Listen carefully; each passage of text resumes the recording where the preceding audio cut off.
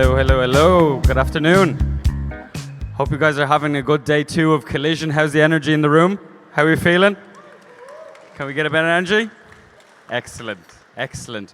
Well, we've had a smashing day so far. Anyone here with us saw that chess fiasco? I got quite dizzy. It was very good. And then we had Eric Schmidt. Early in the day, we had the great-grandson of Nelson Mandela, Sia Bolela. Whoever heard him speaking, he's an absolute legend, to be honest. And without further ado, we have someone very, very special join us as well. DeRay Mckesson is an American civil rights activist, podcaster, former school administrator, and an early supporter of the Black Lives Matter movement. He's author of The Other Side of Freedom, Race and Justice in a Divided America. So please give a warm welcome to DeRay.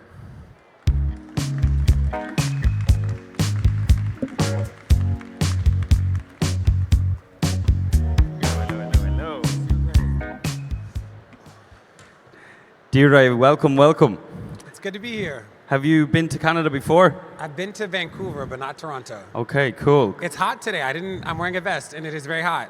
I thought it was going to be like 65 degrees. It's not. It's like 90. Yeah, it is spicy out today. Look, guys, I wanted to say this is a Q&A, so we're very lucky to have this platform to interact with world leaders. So do think of questions. There's no stupid questions. Whenever you do have a question, put your hand up. I will put it out to the audience sometimes. We have two lovely volunteers who's going to come with you to the microphone. We just have about 30 minutes here with DeRay, but I'll start with a couple of questions myself. DeRay, you obviously have a background in public school and education and for some context, obviously DeRay is one of the OGs in the grassroots movements for Black Lives Matter and beyond, and is the author of a book called Other Side of Freedom, which I highly recommend you check out. But on the side of your background in education, now we just had Juneteenth a few days ago. Do you feel like these landmark kind of days are something organizations give their colleagues days off? Is it something that is actually having an impact, or is it just like a corporate tick in a box? And beyond that, what is your feeling around the concept of Black History Month? Is that something that needs to evolve as it's being cubbyholed into just 1 month? Just kind of wanted to hear your perspectives on that. Yeah, so I used to teach sixth grade math. Sixth grade is the best grade. Math is really cool. I taught 14 years ago, so it feels like forever ago, but that was the reason why I went to the protest in the beginning, is that when Mike Brown got killed, Mike was as old as my students would have been at that time, and I was like, if I won't stand in the street for this kid, then what does it mean that I believe in kids at all? So like that was what called me to the street. In terms of Juneteenth and stuff, I'm always interested in the way that we teach kids or anybody the truth. So there's like the narrative around Juneteenth that the people who were enslaved did not know they were free. And more recently the stories have come out that's not true. People knew they were free, but it took the government to come and sort of force white people to let the formerly enslaved people out. So how do we start to make sure that we tell young people and anybody what is true in this world, and how do we teach people what systemic injustice looks like and that whole thing? So when I think about sixth grade, people think about sixth graders as really young, but 11-year-olds, if anybody knows an 11-year-olds are pretty old. They can do really complicated math, they know about the world, and as organizers, what we always say is that young people often have the experiences before they have the language. And part of our work is to give people the language, but to honor the fact that they have the experiences. So my 11-year-olds, they had experienced racism. They didn't have the language. They knew what it was like to be followed in a store. They knew what it was like to be chased down a street. They knew what it was like when the police treated them differently. And part of our work as adults was to give them the language, but to also honor the experience. Wonderful, thank you. And just on the concept of race in education, what would you love to see introduced into education on a wider basis? I taught math, so not a lot of history happening in math. But I will say it was so funny. I know nothing about golf, and almost all the textbooks, math textbooks, have golf word problems. And it's like a par, da-da-da. And I'm like, they're asking me, I'm like, I don't know either, right? Skip that question. And I would love to see more culturally relevant stories across all content areas, that we often relegate the teaching of history and injustice and race and all that stuff to history in English. But it's like in math, I would have loved to teach stories around how to simplify expressions and sort of use real stories that my kids can relate to. But it was a lot of golf. And it was like, let's just skip golf. We had to make up our own problems because I didn't know anything about golf. And I would love to see that be done better. Cool. We'll just go a little bit deeper into your book. How was your experience writing a book? Is in hindsight, looking back, is there things you would do differently? What have been your learnings from publishing? Writing a book is hard. What I didn't know is that you sell the idea before you sell the book, which I guess real people who write a lot of books knew that. But it was hard because I'm still an activist. So like every single day I work with a team of 50 people. We have 25 campaigns. We do a lot of work. So stealing time away to write the book was actually pretty hard and still do the work that I do every day. But I'm happy I did it. I'm excited to write another book. You know, we were in the street for 400 days. If you remember 2014, it was a long 400 days. So I was trying to write about that moment while it was still fresh, while I remembered what it was like to get tear gas the second night I was in St. Louis. I remembered there were, in the street, it was illegal to stand still in St. Louis. If we stood still for more than 5 seconds, we were arrested. And I didn't want to write about that like too far out. I wanted to write about it when I remembered all of those things as real and true in the moment. And that's why I wrote that book. Well, it's fresh now. Did you have a typewriter like situation? Did you have like a fixed area? Were you writing everywhere?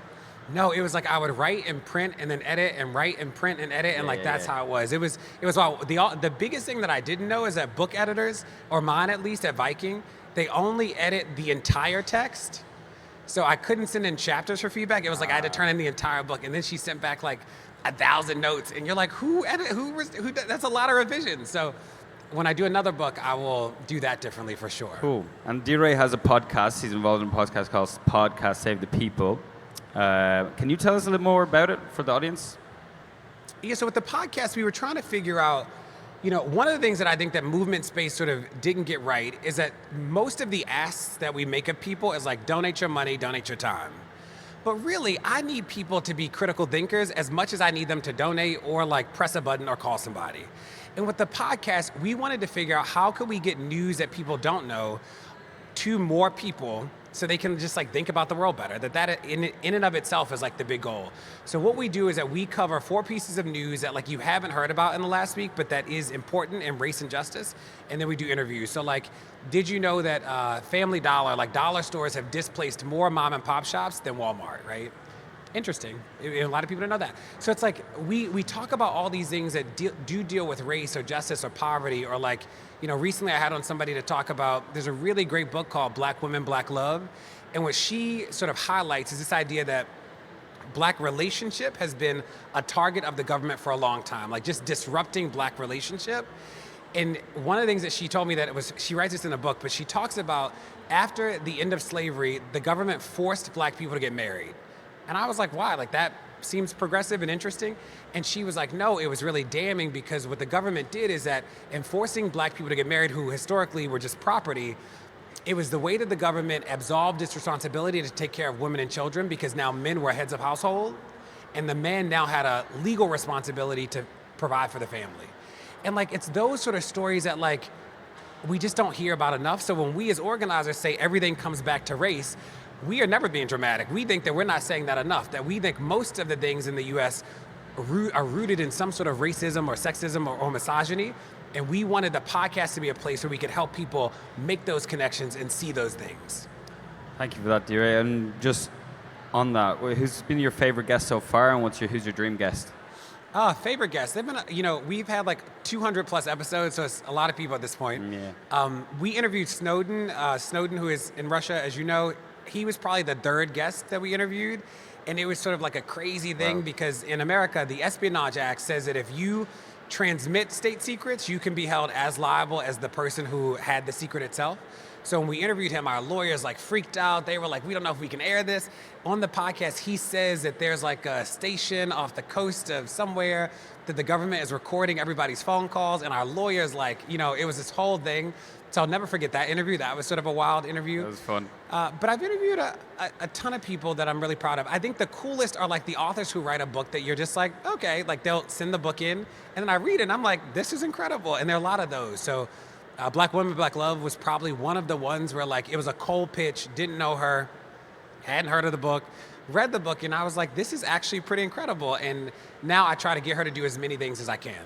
Cool. And on just that side of just for the final question on the podcast for now, unless someone in the audience does, do you have like, what's your creative process when it comes to like building out a session? You said you obviously read a book. Can you kind of talk a little bit for people and maybe podcasters that do their own kind of content and stuff like that? Do you have any tips from a creative process perspective? Yeah, my tip would be, as an organizer, I'm always trying to figure out how do I convince my aunt. My aunt is always my goal. That like, I believe that whoever gets aunts and uncles will always win. Like that is, I think that what Trump did really well is that Trump only talked to aunts and uncles. Like that was sort of all he did. But I think that sometimes in the movement space, we sort of don't index for aunts and uncles well enough, and I think that they are always like the bread and butter. So when we're trying to figure out like how to tell a story, it's like aunts and uncles.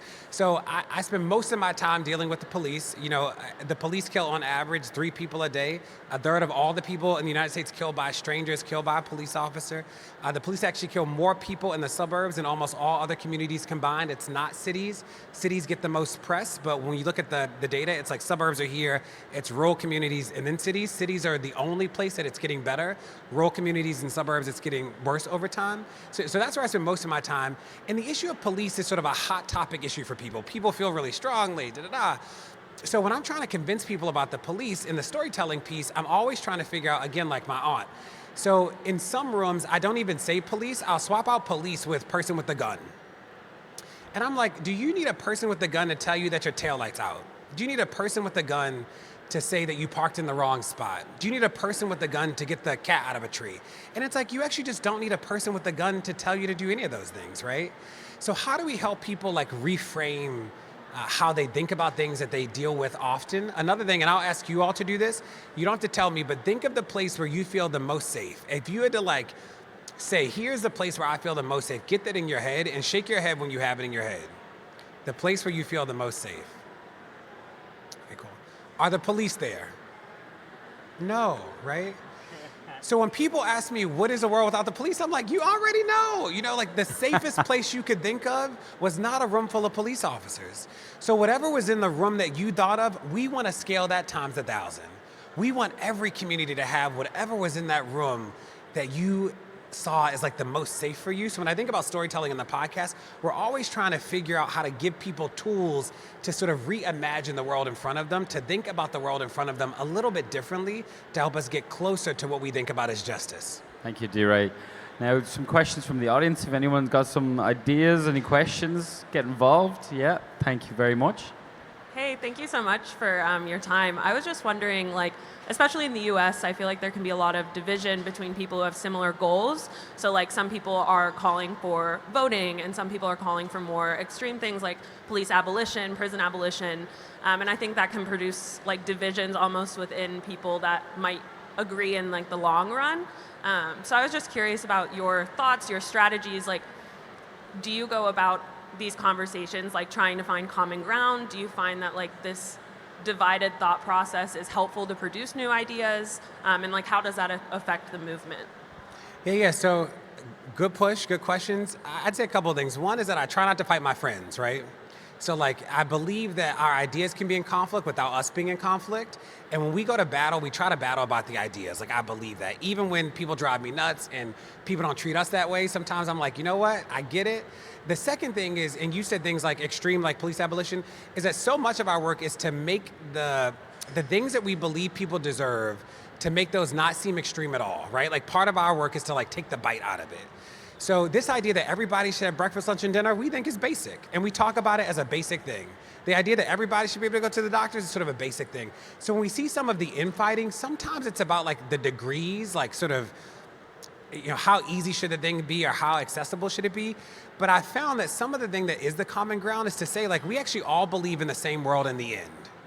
What we fight about is how we get there. So I believe that we can live in a world without prisons and jails, that like putting people in a cage is not the best way to get them to change their behavior. I think that is a simple idea, right? How we get there, there's a lot of disagreement about. Do we close the prisons and jails today? How do we have accountability? Like, all those things we should talk about. But when I found the conflict, I tried not to feed into the fight and sort of say, we agree about this, let us figure this out. The third thing I say is that we don't need everybody, we need a critical mass, right? And I've been more and more sort of enamored with this, or like wrestling with this idea of the difference between an audience and a community. And I think sometimes we like confuse the two. That like an audience, anybody can have an audience. An audience just sort of receives what you do, listens. Audiences are fickle, audiences move. Communities are built. And I've seen activists say things like, we're too individualistic and, we don't have, it's like our grandparents, we had Sunday dinner every Sunday and like that wasn't easy. Like there were a lot of concessions that people made to get everybody in the family together, like communities are built, and I worry sometimes that we don't do enough of the building of community, like the rituals, the routines, like the relationship management that like makes community community. And I think that when you do that, the battles don't become battles, they become like fights about ideas. Does that make sense? Thank you. We had another question in the middle here. Any more hands up? Any other questions? Hey, really enjoying this chat. Thank you.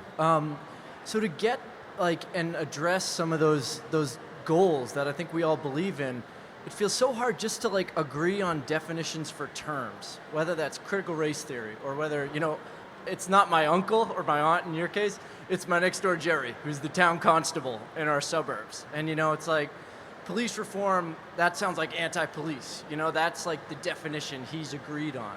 And it's just like, how do we develop a common language for this stuff so that we can start addressing it in a meaningful way? Yeah, so good push. And I'd say for me, it's been about like, know what to fight about and know what not to fight about. So people ask me a lot about defund. In the movement space, we did not lead on the defund. Like the team of people I'm close to, we didn't lead on defund. Do I believe that we should redirect the money? Absolutely. I'm also like not willing to fight to the death about a phrase. I don't care, right? In the sense that like, that phrase is a good phrase to get some people in the room, and it's not a good phrase to get other people in the room. And I'm okay with that.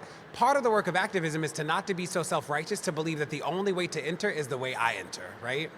So I know to be true that if you can't get in the room, I can't do nothing with you, right? So if the phrase is gonna keep you out of the room, I'll let the phrase go. I'll find something else. Move the money, we spend too much, I don't care.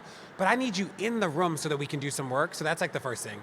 The second thing around the harder people who like, they hear police reform and they're like, you hate the police and da-da-da, is I've seen two things be effective. One is to ask the big question and not take the cognitive work. So, people would say to me all the time, they're like, DeRay, you saying the police should never kill people. The people do crazy things and da-da-da. And I'd say back to them, well, you tell me when the police should kill your child. Like when your child does something wild, like what is the wildest thing that you're like, and just let it go, right? Like let them struggle through is it addiction? Is it if they had a knife?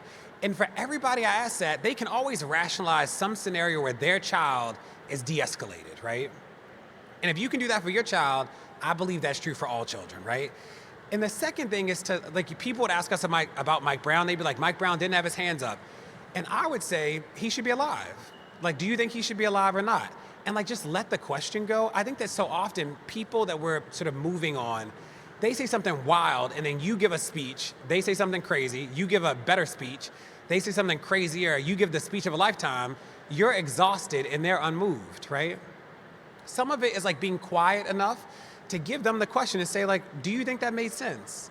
And like, let it hang, let them talk. I don't think we do that enough. I think that we try and convince people so much that we're the only people actually cognitively thinking, and they're just like saying yes and no.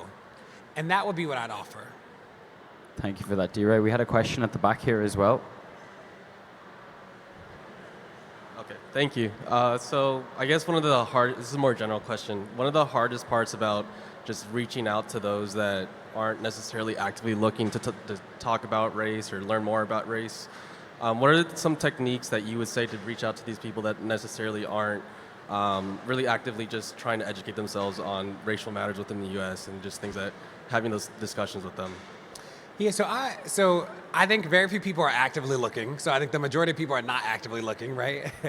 I think that there are a lot of people, especially people of color, who have no choice but to think about it. So some people are like wrestling with it because they got to. Some people are wrestling with it because they choose to. Some people are trying to ignore it because they're just like overwhelmed by things. So I think that like acknowledging that on the front end is important.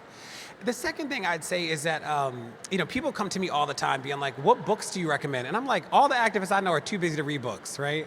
So I'm not recommending any. But there are a lot of great articles. There are a lot of, like, I don't care how you get to the room. I just need you to get there. Some people, it's Jay-Z lyrics. Some people, it's Azalea Banks, right? Like Azalea will say something wild and transphobic, and that will be people's conversation about transphobic. I'm cool, right? Whatever gets you there, I'm ready for you to be there. And I think that some of it is like letting go of the traditional ways that we sort of invite people into the conversations and sort of meeting people and saying, you already know that. Like that's what we say with young organizers is what I said before about you have the experiences before you have the language, right? People are already, they know this stuff. So that'd be the second thing. And the third, in the vein of like the experiences in the language, I think that the more that we ask people to unpack their experiences and to talk about their own life, I think then we can make the connections with people and say like, oh, what does it mean that you worked in a workplace and no women ever got promoted? Why do you think that was? And then it's like, now we're talking about gender in the workplace, right? Or like, did you ever feel uncomfortable because you were a person of color at da-da-da, and it's like, they're like, oh, I never thought about it like that. And you're like, sometimes we just gotta meet people there and sort of like sit in that a little bit as opposed to sort of thinking that the grand moment is gonna come. And the last thing I'll say is that you think about Uvalde, the shooting where the fourth graders were all killed, is that moment was sort of this weird moment where people were critiquing the police, people were interested in guns, gun control, and like you can't always be ready, like you don't know when those moments are gonna come up. But in those moments, people who never criticized the police were calling me, being like, this doesn't make sense, right? People who never cared about gun control were suddenly like ready to talk. And I think the organizers have to be ready to take those people in the moment that they wake up. Thank you, DeRay. Just on the kind of topic of protesting, do you see, what is the future of protesting? Do you see a need for evolution or development from a grassroots level? Obviously, you're very advocate of like using Twitter and Instagram and social platforms to drive movement. Do you see, just that topic of future of protesting? There's a second part to that of like, just curious, what's your take on like the current situation in Twitter? They were doing a lot of good things, calling out like Donald Trump and creating that fact checker for tweets, but is it kind of a bad direction that for one kind of man to be kind of taking over Twitter like that? If you were Elon Musk, what would you do, kind of thing, apart from flying spaceships? What was the first question? Future of protesting. Oh, protest. Okay, here we go. Future of protesting. So, I was one of the people in the middle of the street. I was in the street for a long time. And I still worry that people think about protests as only being in the middle of the street, right? Like that is like the totality of how people think about protests. I've always operationalized protests as telling the truth in public. And I think there are a lot of ways that we can tell the truth in public, right? Shutting down the street was what we had to do because we tried everything else. We called, we emailed, we testified, nobody listened. We shut down the street, everybody was like, oh, what's up? And we were like, that's what we had to do. But I think about like, there's so many other ways in the workplace, in the boardroom, at schools, where like, we can actually be the people who are not afraid or are afraid and do it anyway to just say like, that was unacceptable, or that was uncomfortable, or that didn't make sense. And I think that we don't name that enough. I'll never forget, I was 27. I was the senior director of human capital in Minneapolis Public Schools. I was the youngest and highest ranking black person outside the superintendent. And I managed all staffing. So I hired all people in the school system. Superintendents, I hired bus drivers, secretaries, substitutes, teachers, whatever. And I'll never forget my 5th day there, I walk into a meeting and we're with another department and we have to hire their people. So we have a plan for how we're gonna hire people. I inherit the plan because I just got there. The plan was put together by a woman who preceded me who was very sweet, but she staffed supermarkets. So the plan made no sense for education. So I go in and I'm like, I know we promised you this plan, but we can't execute on it. We're gonna turn over a new plan really quickly. I come from Baltimore in a really similar role, but in Baltimore we had 200 schools, Minneapolis had 70. So I'm like, we can do it, da-da. And I'm being nice. I'm like, Baltimore was cutthroat. Baltimore, we yelled, we screamed, we stormed out of rooms. Minneapolis was like apple pie. So I'm like being nice and sweet. And the woman, I'll never forget this. I'm sitting across from her and she looks at me and she goes, just because you're new doesn't mean we're getting a new plan. And I'm like, the Baltimore and me, we about to have it out. We just like, it's about to be a whole moment. I don't even know this woman. I've never met her before. It's my 5th day. But I'm like, gonna go down. We're not gonna do that. And instead, I get really quiet, and I say, "You will not talk to me like that. Like that was unacceptable." And we just sit. I don't have nothing else to do that day. I don't have no more meetings. We just sit there. That's all I say. And it's like 7 people in the room, and she's just looking at me. And I'm looking at her. I ain't got nothing else to say. But I'm like, I'm gonna make you sit in that. Like I'm not over talking. the way you would not have done that if I was a 50-year-old white man. You wouldn't have done that if I was a 40-year-old white woman. You would not have done, but I was a 27-year-old black boy to you, and you were just gonna, regardless of my role, you were gonna like deliver that in a way that was just unprofessional. Like, we're not doing that. And I'll never forget it. And she's like, I'm so sorry, da-da-da. And I was like, I am too. But like, I wasn't gonna like let her off the hook with like that. Just, you won't talk to me like that or anybody in this building. Like, that's not how we do this work. And it's definitely not how we do it in the name of kids. That is actually just unacceptable. And I say that because I think the future of protest is helping people understand that like telling the truth is actually the hardest work that we can do often.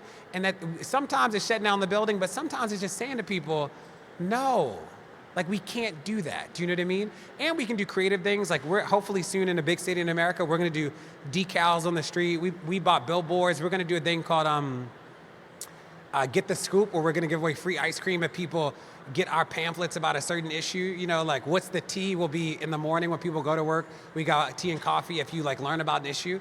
So we should continue to be creative about how we get content to people, but we need people to like understand the world better than they do today. And however we do that is important. Thank you for that, DeRay. You get interviewed a lot. Obviously, you have your own podcast, and you get asked a lot of questions. I was just wondering, is there any one question that you wish people would ask you, or there's someone that like you've never really been asked? I think the thing I don't often get asked about is like, what do I regret about the year since 2014? Because I've been thinking about that more. And if there's anything that I wish that I had done differently and that we had done differently, is I wish that we had, and we still have time, and like, I get it, I'm young, protests are young, but I wish that we had more philosophical battles in public. That like, you know, there's a conversation about abolition or the response to abolition, or that the abolitionists don't consider evil, right? That like, you know, you talk about the end of prisons and jails, but what do you do about actual evil? Like, I worry that like the movement became really philosophical really quickly, and sort of we said that conflict in public would make us all look bad. So the battles became really hidden, and I actually just don't think the movement space benefits from that.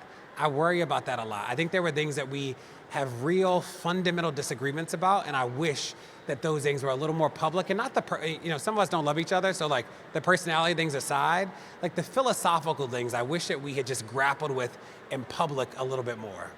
Thank you, DeRay. We have one final question here from John in the front. As background for my question, I work on a technology that's called digitized reasoning, which is for helping build consensus and coordinate action more effectively. So my question is, what do you see when you see impact happening? I mean, what are the ingredients? What is the phenomenon that comes together? Because I think a lot of us are here saying we'd really like to see a whole lot more impact, a whole lot more results. You know, so what do you see happening when it actually works? And are there any tools or ideas you have for making it happen more often? I like this. Yeah, I'd say, you know, so Breonna Taylor was killed in Louisville in a no-knock raid. Every single state that restricted or banned no-knock raids after her killing, we wrote those laws. And we've done all the no-knock laws, except for Breonna's law, the first one, we've done all afterwards. And I say that because one of the things that we find, we have 25 campaigns, that's just one of them. But I think I took for granted that like most of the things that you think have been operationalized, that people have like tried to figure out the solution, it hasn't actually been operationalized. And the second is that it's not public. So like one of the ways to ban no-knock raids, like we have a rubric of 15 things. Like 9 of them are really basic, but they're so basic that you think that they already are the rule. So before we made this rubric, there were no states that made the police be in uniform when they execute search warrants. It was their choice. There are only 2 states that require the police to wait at all before they enter your house for any search warrant. There were no states that require the police to actually by law say that they are the police, right? Like these things you just assume, you're like, well, that of course is the law, and like, it's actually not. And when I've seen change happen, we've been able to like operationalize like what the details are for legislators, and legislators are very much like middle schoolers. It's not, you know, it's rarely you're dealing with the brightest in the bunch. It's like, I mean, middle schoolers are great, they're just 11, but the legislators are like 40 and they need pictures, they need flow chart, you know, it's like real basic. And the more and more that we can like operationalize like the details for people, the clearer it is. Like we haven't lost. And the second thing is sometimes we have to like let go of looking like the most radical in the room to get across the finish line. So we were working with the state because we were trying to keep kids out of adult prison, which is a good thing. But when we framed it as keep kids out of adult prison, the hardcore people were saying, but what about the murderers? What about the 14-year-olds that kill people? They should go, like we were having to fight this philosophical battle about these kids that didn't even exist. And what we switched to is we were like, we want all kids to start in in kid court. Because functionally, as a matter of policy, the way you keep kids out of adult prison is to start all kids in kid court. The way that kids go to adult prison really quickly is that they actually, like the offenses start in adult court. It's like you get charged with murder and you start in adult court. You skip the whole juvenile process. But when we reframed it as all kids should start in kid court, people were like, yes. When they said it as no kid should go to adult prison, we were just fighting, you know? And so much of our work is like, how do we tell the story in a way that makes it seem really simple, really basic, really easy? And you know, the police normally ramp up the more we get ramped up. So when we come in the room like, keep kids in kid court, they sound sort of crazy being like, no, put the kids in adult, like that just sounds crazy. And we want them to sound crazy. Do you know what I mean? And like that, when I've seen it work, it's like the storytelling has been good and like we've been able to operationalize it so like the actual policy things seem really simple. Ladies and gentlemen, that's all the time we have. Please show DeRay some love. Thank you guys. Thank you very much. Thank you, DeRay. You can go with stage left here. Thank you, bro.